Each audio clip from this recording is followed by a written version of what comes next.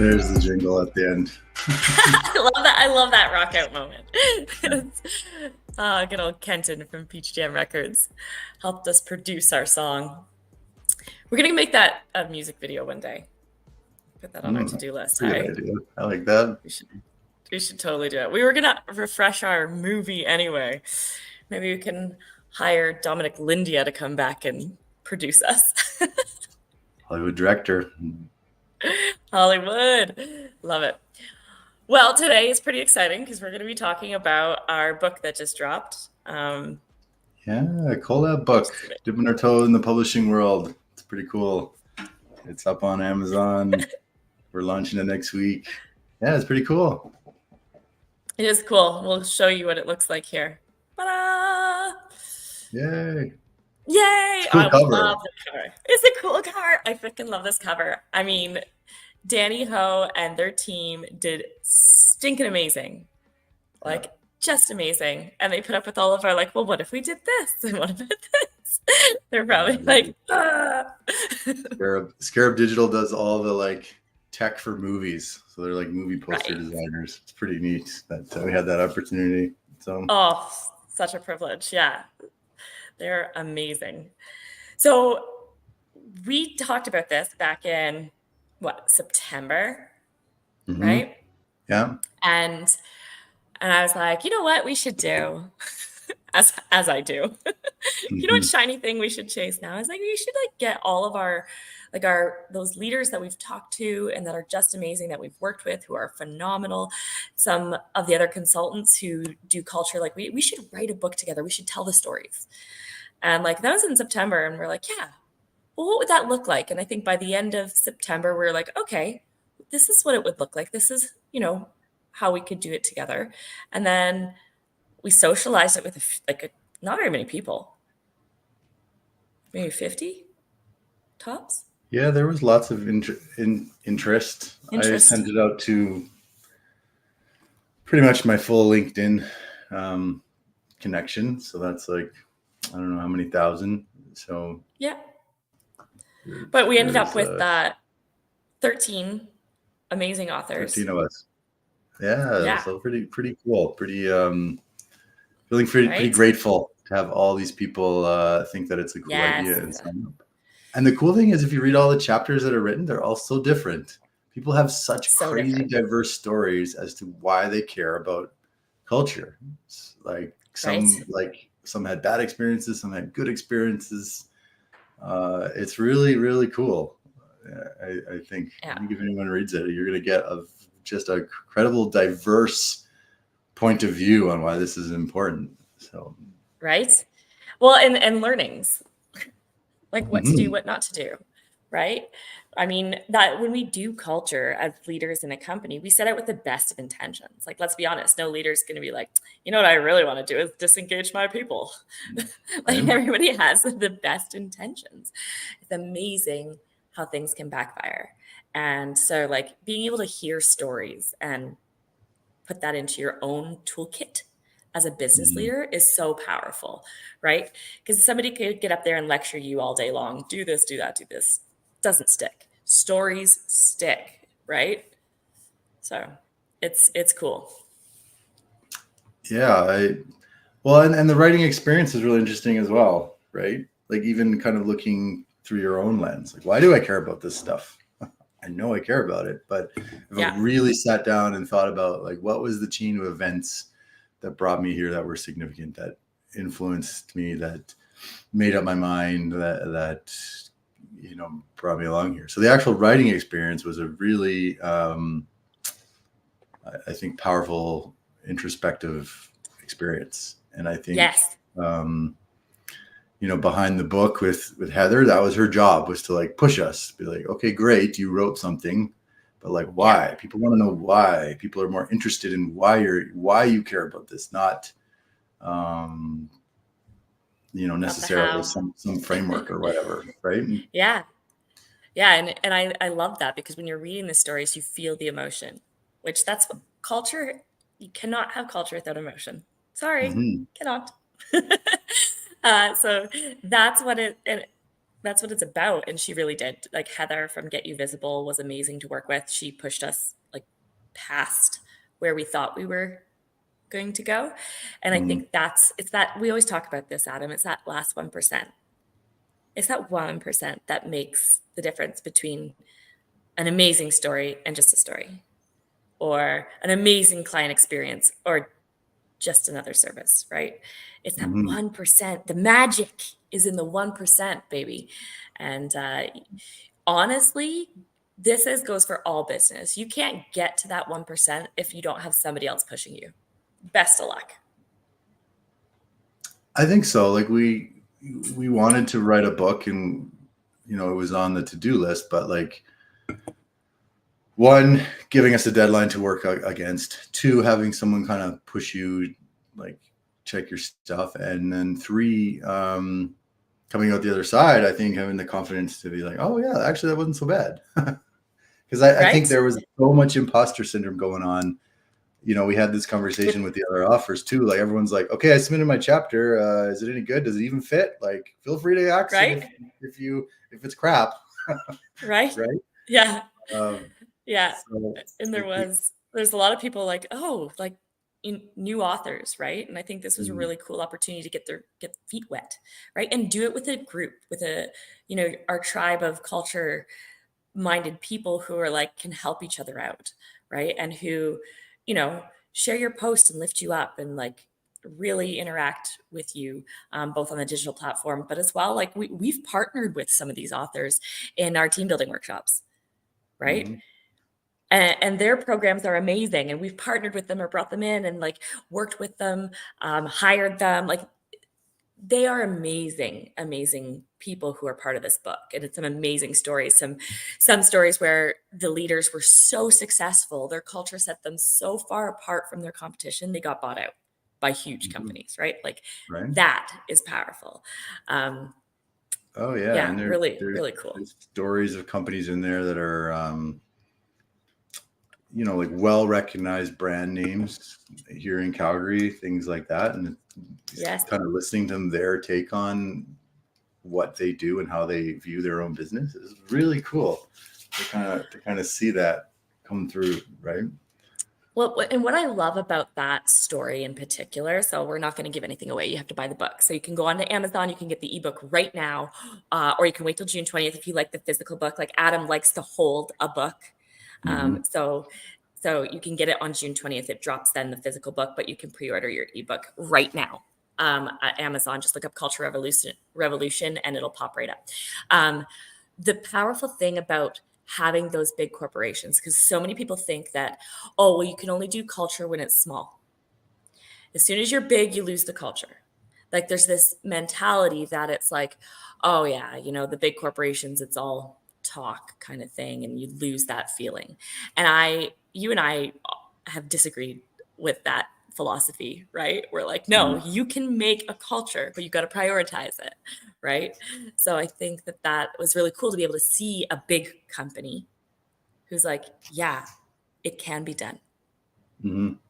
Right. Well, and there's so many good ones, right? Like Danny in Scarab Digital, he talks a lot about books he read, like Strength Finder and The Great Game of Business, and he actually took that and then like turned it into action and transformed his company just from reading 2 books. And they're like, yeah, amazing, because the information's out there. It's not like it's hiding. And now there's more. Yeah, but his story is about how he was able to take this idea and just like propagate it through and it just like did amazing things for his business. And if you actually see in his emails, he has his like strengths listed in his email signature. So, it's pretty cool. Living it. Yeah. Well, and I think too, this is like where most leaders drop, right? Like they're reading lots of books and they're like, yeah. And they read the books, they're like, oh, I'm going to do this. Right. And they might, I would say 80% of them don't actually take action. And in the 20% who do, they might start it for a little bit and then the whirlwind takes over. And with culture, it has to be consistent. It has to be forever, over and over and over and over and over again, right? It's the longevity, it's the ritualization of creating those spaces for people to connect and holding it sacred, right? Like you can't just do it one week and not do it the next week.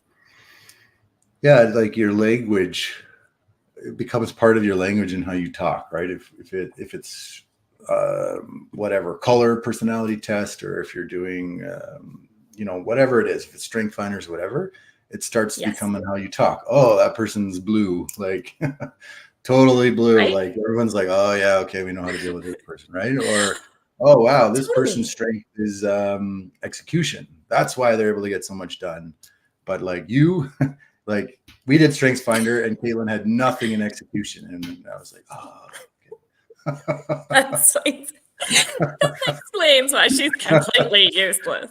No, it was actually a very good balance because I was heavily on the woo, the woo side, so people, and heavily on the strategic side when we did Strengths Finder. And I think that has been a progression because I definitely was probably not that in my youth. And in fact, I know I wasn't. I know exactly what I was in my youth. We talk about it in my chapter. But, we balance each other because I'm an activator. I can see the vision. I can see where we need to go and I get it started. And like, oh my gosh, this totally happened with our book. I was like, yeah, we should do this. And Adam's like, okay. So I built all the marketing material. We like got all the people on board and I started up those sessions. And then like halfway through, I was like, okay, I gotta go. Yeah, I'm out. See you later. And Adam swoops in and like, oh my gosh, like this is why I'm in business with you, because I wouldn't be successful without you. I just wouldn't. You complete me. Thank you. But this is an interesting example, right? Like we balance each other out. So, you start something, I finish it, or I start something and you finish it, or whatever that balance looks like. But then with our team is very collaborative. And I think it's because of the way we interact and they see that, right? We seamlessly sometimes think with the unibrain, right? Like I pick up something, you pick it up, you do whatever, I sort it, right? Like, so it sets a really interesting precedent, and it's interesting watching our team start to behave like that in the way they interact with each other and with us and all that. So well, and because too, like they're so different. Like we have our business improvement team, and they're very like analytical, technical. Like they do all the procedure writing, right? You've got our team building team, and they're a little bit more. They're still systematic, but they're a little bit more on the like flow of emotions. And then you have our like digital culture team, and they are full on artists, right? Full on creatives. And so like having them pull on each other and use each other's strengths to be like, hey, can we get some of that, analytical process type mind into what we do? And it's been that extra 1%, right? Because they push each other. Oh, totally. Right. We show up with a technical project and we show up with a little bit of creativity and people's minds will explode. Right. And all we did was like make a little picture. Right? Oh my God. That was the best comment I ever received. So I was working with the business improvement team. We were writing procedures and we had to kick off the rollout of some new procedures that were about to come down. Right. So we were, facilitating a half-day workshop to talk about it. And we added in some of our culture stuff and our feelings stuff, which like for big oil and gas companies are totally not used to. We just go with it, right? We flow it. And we were having dinner with the client afterwards. And they're like, oh my gosh, you're like Tony Robbins. And I was like, oh. That's good, right? Can you say that into the microphone? It's like, it seriously like was one of my favorite compliments because like he's powerful. He's a powerful speaker. And such an important thing about culture is change, right? So whether you're implementing a new way of doing things or like, for example, we're looking at software right now, ERPs. And we looked at one the other day and it was awesome. Did everything perfect. And I had some of our analytical team members on, and they're like, yeah, it's the best. There's nothing we can't do with this. It is perfect. But if you wanted, for example, I don't know, to create a picture of something, how it works, no problem. You have to put it into a spreadsheet thing, and then you have to generate a dashboard and blah, blah, blah, blah. There's like all these steps for an engineer. I'm like, perfect. I can do that all day. But I'm like, for our creative team, there's no way in a million years they will ever look at that and see value in it. Right. Nope. So culturally now I have a problem. I have a tool that can help us be efficient, but half our team won't use it. So what are we to do?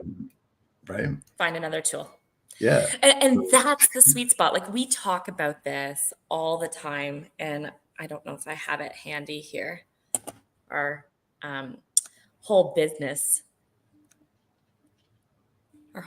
philosophy. By the way, we need to re-record our video on this. There's a video we have on this. Because it's our video. Yeah. Like drawing up in our living room. Yeah. It's amazing though. That kind of stuff built the company. Right? If you can't, and that's the thing, if you cannot appreciate the cringe videos. Right. Like that's where we started. Like, we were literally, it was middle of COVID, right? And we were in my living room recording this video with no mics, a phone, right? No idea how to edit a video. No. Oh my gosh. It was amazing. Yeah, absolutely. So go on, the whole business philosophy, explain it here. Well, it really came from this whole self philosophy, which is, not a new thing. It's that you're a self-actualized person that we're striving to be has a balance in their mind, body, and soul, whatever that means to you. And it can shift and change and whatever. So businesses are just people. So the analogy is pretty simple. It's mind, body, soul to your process, your tools, and your culture. And those kind of all meet together. And if they're balanced, that's where things are working really well. If they're out of balance, you have to work to bring them back into balance. Right? That's the idea. So if you drop in an ERP system, boom, it skews everything towards tools. And now you got to work hard at process and training and buy-in to bring it back into balance, which is why ERP system implementations often fail. Right? Or are the most painful thing that you've ever gone through, right? And I've seen ERP systems, they get like an SAP or an Oracle gets implemented. My favorite one was they were celebrating the implementation. They gave everybody stress balls with it branded. And I was like, you guys should have done that at kickoff. There you go. Right? Because it is stressful because you honestly cannot implement a tool without affecting the people. You cannot implement a tool without affecting the process. Right? And for you to be able to have that leadership hat and not just put on the logical, yes, it does everything we need it to do, but be like, will our people engage with this system? And then be like, okay, the answer is no, right? That's putting people first. Because if the people aren't going to use the tool, it's going to be a complete waste of time, energy, and money to implement it. So knowing your people well enough to be like, this is how they need to process information. This is the kind of tools that they will like, right? And I think that's huge, being able to do that. And this is why it takes effort as you grow, right? Because will this tool work? Yes, check. Okay, go do it is a much easier answer than will our people engage with it? That is a harder question. That takes way more time and energy. It takes a lot more investment. It takes champions. It takes early adopters. There's so much that it takes. Yeah. Which is why it is easier, especially when you have a million things to do, to just go with the first one, right? Yep. It's generally what happens, right? Yeah. Yeah, I mean, the thing that is so interesting around this, and we should probably do a whole episode on change, actually. But if you find that operational sweet spot, and everybody finds it as they're growing, right? And sometimes it's just all about culture. You got 5 people in a room and they're freaking passionate and they have aligned values and they can run like crazy, right? and they're in their operational sweet spot. But then they start to grow. So they add in some process. And they kind of, for a while, they'll hop out of their operational sweet spot as the change pain goes, right? And then they'll figure out how to get back to it, right? And then all of a sudden they're like, okay, well, this is good, but like we really need to automate. So they'll add in a tool and they'll actually jump out of their operational sweet spot. And then they'll have to like work their way back to it. And there's iterations of that as you go through change pain. So it's like this fluid thing that's always happening to try to get back to that core. I just love that imagery. At least that's how I see it in my head. It's usually a powerful exercise when we're doing workshops. We bring up this picture and we'd be like, okay, guys, where are you? So yes.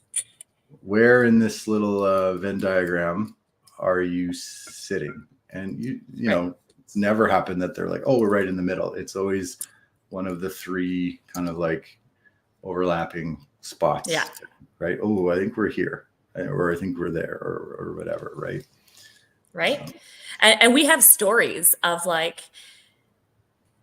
epic, I'd say, failures of companies who lived and weren't trying to push the operational sweet spot. Like we worked with companies who lived in the process and tools, not engaged their people whatsoever. And like big fails that have happened because they didn't try to bring it back. So, I mean, it's definitely worth the effort. We got on this tangent. I don't even know how, but let's go back to the book. This isn't even in the book. This isn't even in the book. Yeah. Let's write another book. In our next book. Yeah. In our next okay. book. Yeah. All right. So yeah, before we even have our launch party, we're planning our next book. Actually, it's not even in our next book. We already have the outline for our next book. So this is book 3. Yeah, we got 2 more in the hopper. So, okay. And one that's a long time coming because we have to create worlds. So super excited about that. Yeah, that one we've been working on for years. But anyway, once you do it, I think this is the cool thing about compilations, right? How many people have we met, especially coaches or right, that are like, oh yeah, I'm working on my book. Like, perfect. One day. Right. But a compilation comes along, and I think this is why I was attracted to many of these authors, was that you're like, oh, this is my opportunity. I've been talking about this for years. Like, enough is enough. Yeah. I'm just going to jump in, and now all I got to write is 2,500 words, right? And now, boom, you do it. And somebody's going to hold my hand through it. Yeah, holy crap. This is pretty amazing. Now it's not so bad. It's kind of like open the gate, and we're like, oh, we can write our own book now. Like, I understand the process. I understand like how much time and energy it took for me.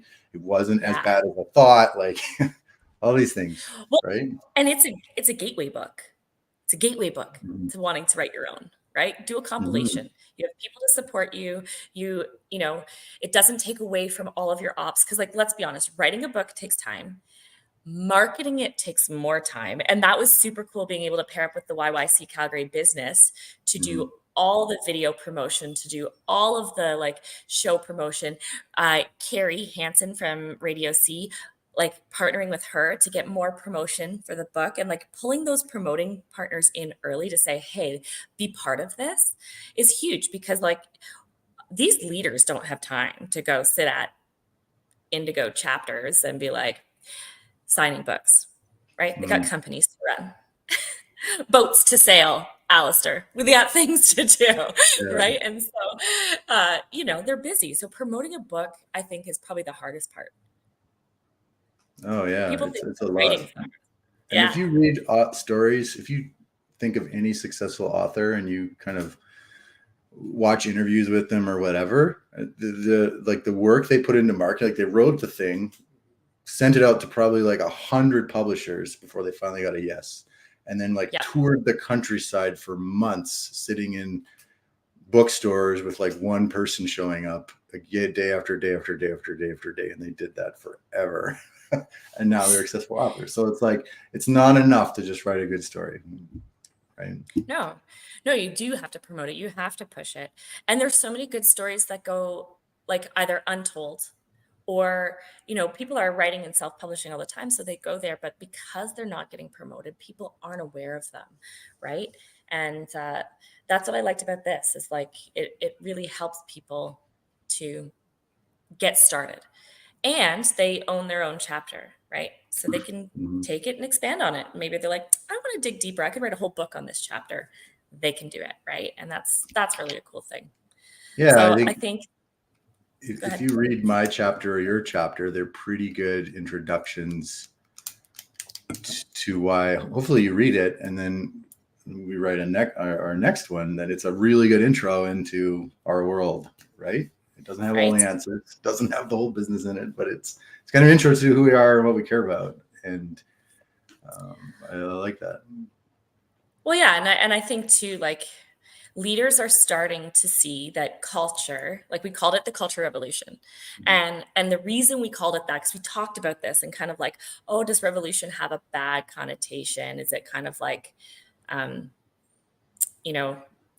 like too harsh or negative? And we call it the revolution because this next generation that's coming up is looking for businesses to have something different. They are not going to operate well in your command control center type hierarchy. They're looking for purpose. They're looking for connection and team, right? And they're looking to get all of that from work because, we used to have communities. We used to, like, you're the one who talks about this, is that we used to have our neighborhood communities. We used to have connection in other places. And technology and the way we've set up our housing and everything has deprived us from so much connection. We're now looking to get it all from our company. And that's hard. It's tough, right? It's hard. Like, yeah. How often do we hear like the struggles with the remote work, right? Like, the struggle between like mandating or not mandating. And even when you do mandate, do people come back, or do they make up an excuse and still stay home, right? So like, how do you get them to want to be at the office, but still give them the choice? Because people want choice, right? Flexibility. Flexibility. They'll choose to be in the office if the right things are there, if it's valuable for them to be there, right? So yeah, absolutely.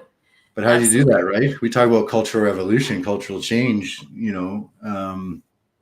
it can be a thankless job, right? If you're somebody like pushing, like, it's not working. Well, how many times did you do it? Well, twice. Try 10. Try right? 40. What does Bruno say? 44, because that's his favorite baseball player number. 44 times before you know. Well, and that's the thing, is it's not going to work the first time. It's probably not going to work the first 10 times. Heck, you can't even close somebody in sales. What did they say the average number was? Like 12 to 18, somewhere in there, of like touch points. Come on, guys. If you want to change behaviors, you have to be consistent, right? It's got to be like, hold it sacred, hold that space sacred, which I think is so important. And the other thing too, I think is interesting is like, I talk about the next generation coming up. They're not going to handle it. But I think there was a revolution because of the pandemic as well. Like, people reprioritized. It definitely accelerated things, right? And I think it accelerated things faster than our ability to keep up with that change, which is why people are still reeling from that, right? It pushed businesses out of that balance we talked about, and they're still trying to get back, right? So it pushed even them right into the process tool side. Yeah, even for us talking about culture, like pre-pandemic, no one gave us the time of day. It was very difficult. But post-pandemic, like it's on top of everyone's mind now, right? So but it's not going away. Like I said, I think it accelerated us towards a new way of interacting and operating, right? So yes, I think this type of cultural change is happening whether you like it or not. So So the next ship leaves, get on board, is what I'm saying. No, it honestly is. I think it's going to be the differentiator in businesses coming forward. Like, and the businesses who do it fast. It's the same with AI and tech, right? The businesses who understand how to do this in their business well are going to win. They're going to find their operational sweet spot fast, right? People who have got that focus. There's another example, right? We were showing our team some cool new AI tech around videos, right? And if you sit and stretch your imagination a little bit, you're like, holy smokes, this could transform a whole side of our business. So like, holy crap, guys, what are we going to do? We got to be ahead of it. We got to be the ones that are using it well, not having it done to us. So what are we going to do here? Right. And how do we keep the human element? Yeah, exactly. Right? Where does the human element come in? Where is AI useful? And there's another great example, right? Like we just got through the remote work thing and then AI showed up and was like, hello, right? So yes, absolutely. What's coming? It's hard to say. So, all right, we are at the top of the hour. We have got to sign off now. I have calls coming in. So appreciate everybody. Go get the book. It's on Amazon. Look up Culture Revolution. You can pre-order your ebook. We are going to drop the physical book on June 20th. And thank you so much for everybody who partnered with us, who everybody participated. It was an absolute awesome journey to go through with all of you. All right. Thank you very much.